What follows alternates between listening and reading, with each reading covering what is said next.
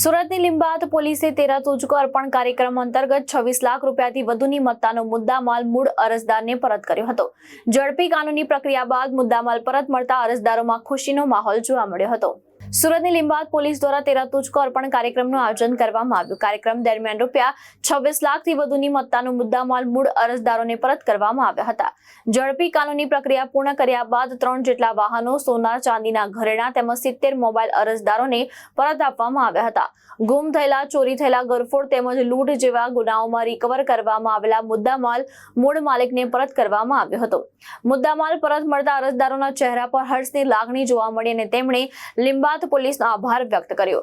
રાજ્ય ગૃહમંત્રીની સૂચના અન્વયે શહેર પોલીસ દ્વારા 13 તુજકો અર્પણ કાર્યક્રમ શરૂ કરવામાં આવ્યો।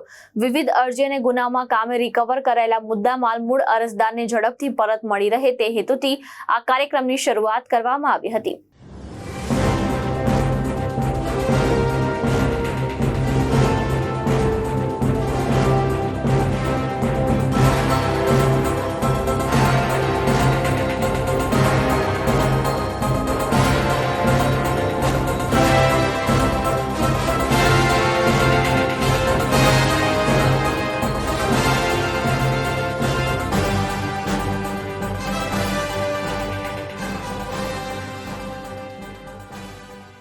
તમારું નામ?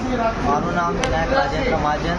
આજે ફોન છે આ મારું ભાઈનો હતો। ગયા વર્ષે 26/4/2025ના દિવસે નીલગરી ગ્રાઉન્ડમાંથી ખોવાનો તો મને કાલે કિંજલબેનનો ફોન આવેલો કે તમારો ફોન પડી ગયો છે, તમારે કાલે લીંબાયત પોલીસ ચોકી આવવું પડશે।